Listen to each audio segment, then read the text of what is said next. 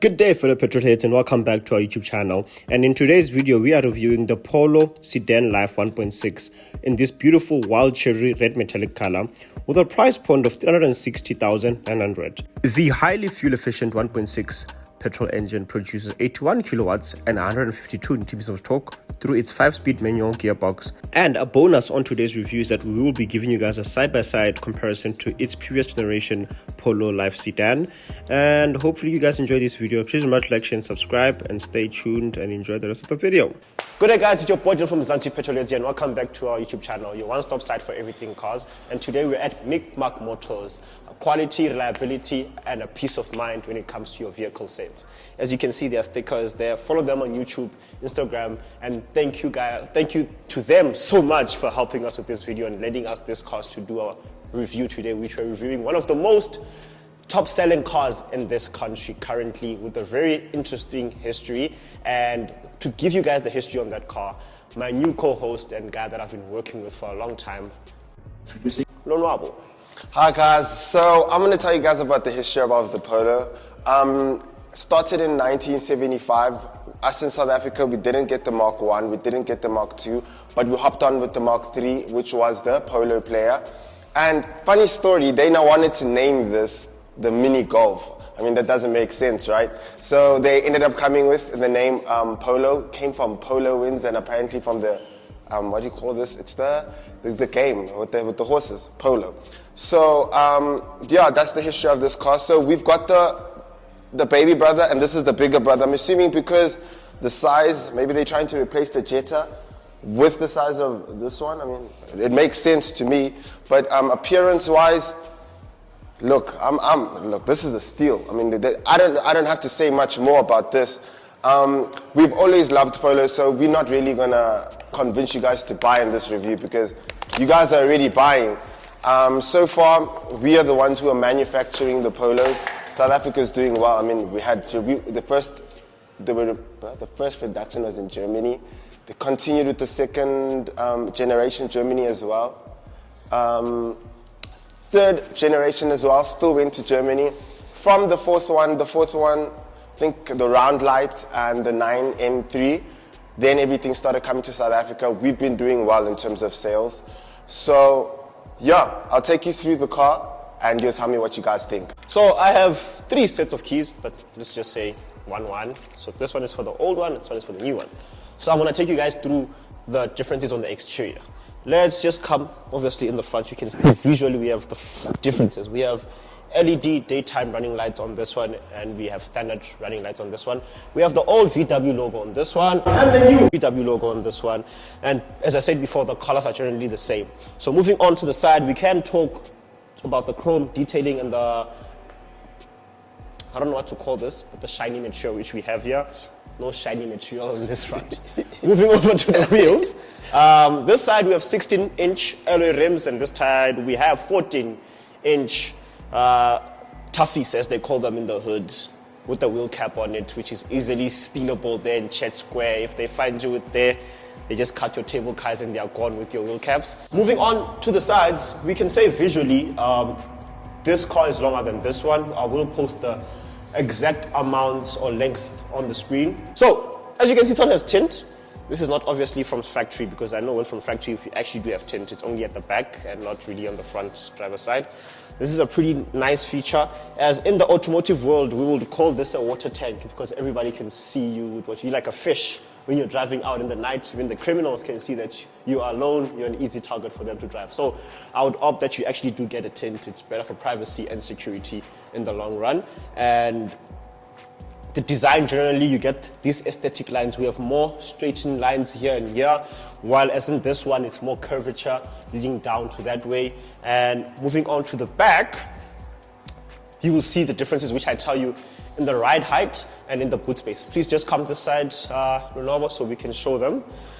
I'm only noticing this now. I think we have an aftermarket exhaust here, as you can see. Is this the stock exhaust? Is the stock exhaust? It looks really aftermarket. But either way, we have on this model, this is an addition from the driver, personally, I might say. But looking at the differences, I'm sure you can see on the camera that that car is a bit higher than this one and a bit longer. And hence, This is more, its drag coefficient is actually lower than that one, as with the designing is actually built for that to save you more fuel. You get more miles for less. Now, coming over to this side. Again, I feel like with this one, although obviously the price point really does show, people do say cars of these days are getting a bit more expensive, but it's down to the finer details in general. I mean, on this one, we have a lot more chrome. This is the Life, and I think this is the Trendline edition. So there's a difference in those specs and how they are priced and what they really have with each other.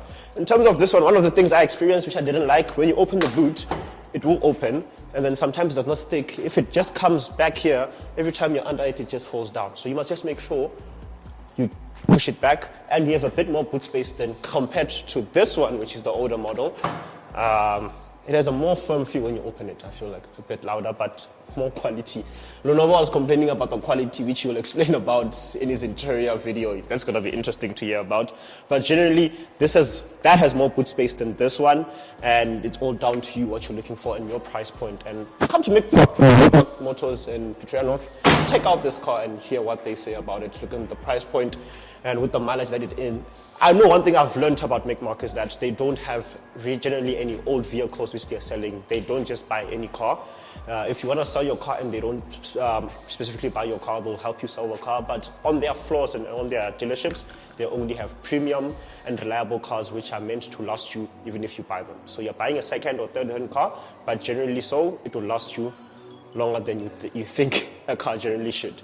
So what do you guys think generally of this exterior of both of these cars? Which one do you like, the older one or the newer one? Personally, I'd go for the newer one. Although this one has a bigger engine and the one is a smaller engine, newer is better. But one thing I can say is that newer cars are becoming more like phones. So as much as this one does not have as much technology as most of the modern cars, the older ones seem to be more reliable and easily serviceable. Things are changing in the automotive world. Are you guys ready for that?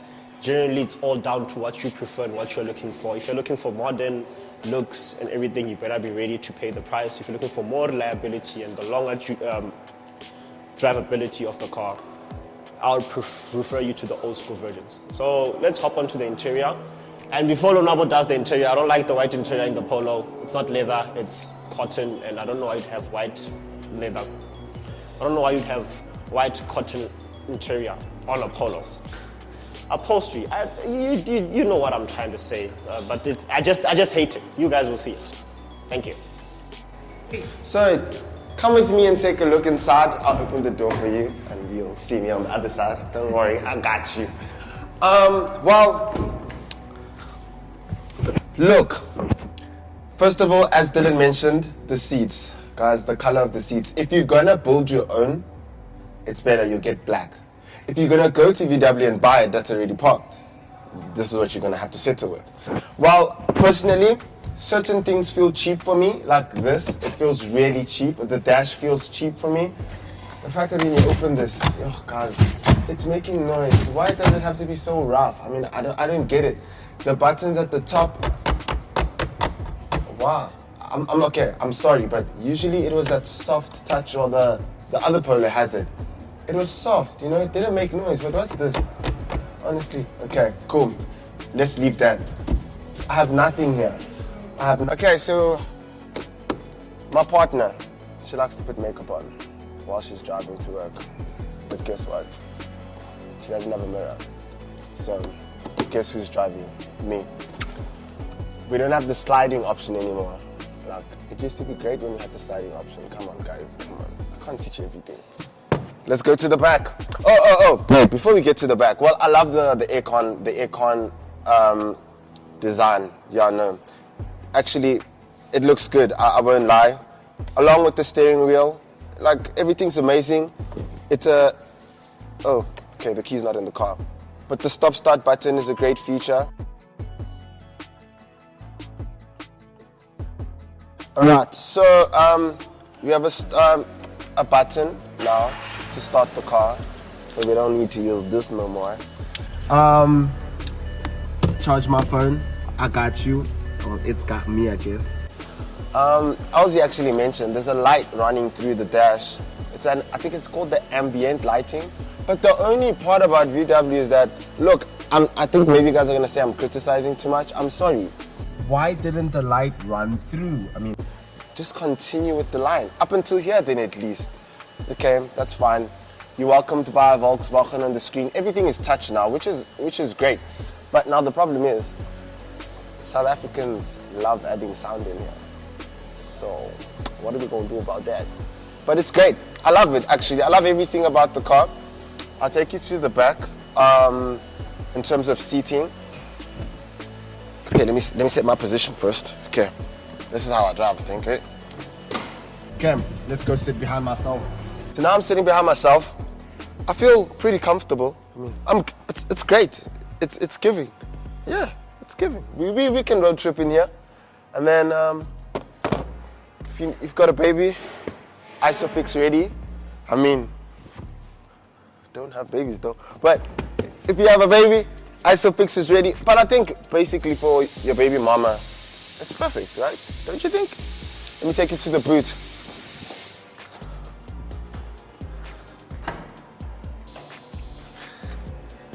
Yeah, that's great. Look at it.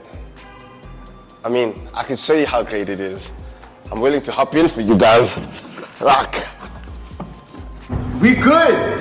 I mean, Dylan can even fit. Okay, sorry. Oh, that's what Dylan was talking about. It just closes by itself. But we could. We kidnapping him, right? Anyway, see, he's talking too much. Hey, that's the key. That's the great thing about the key.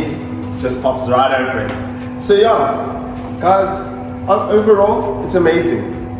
Interior is good, except the color. I told you, if you buy the VW, when it's on the floor, that's what you have to set to. But it's an amazing car. And yeah. Question is, would you buy it? Would I buy it? Yes. I have a plan of buying it. Yes, but I want to put air, because I feel like if you put air in here, you're taking it away in a different direction. Sorry. I think this would be a very good car for Uber. It's just, at the top of the intervention, we should just change the interior, as the interior is not really something that I would like. Just like on the Mahindra, we said on the S300, white interior goes for luxury cars. For daily cars, if you have a family or it's a working car, it's generally not going to work well for you. But at the price point, I keep on mentioning price because many people don't understand why cars these days are at the price they are.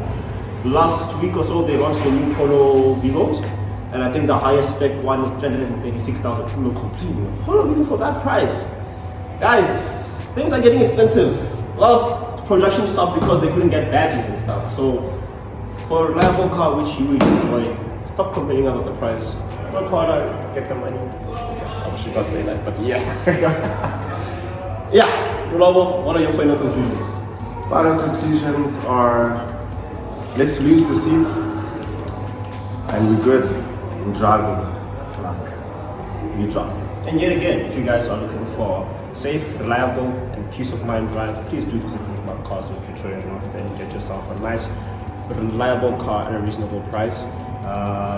Thank you so much to them for giving us this opportunity to just use one of their vehicles for a comparison. I feel like when we do a side-by-side comparison, you guys learn more about the cars than me just putting a picture.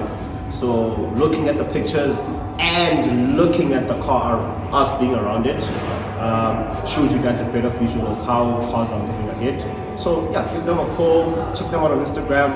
Congratulations to them for having 100,000 subscribers on YouTube, which means their content is great. So check it out. Maybe it's even better than mine, but I hope to be like them one day. Peace out, guys.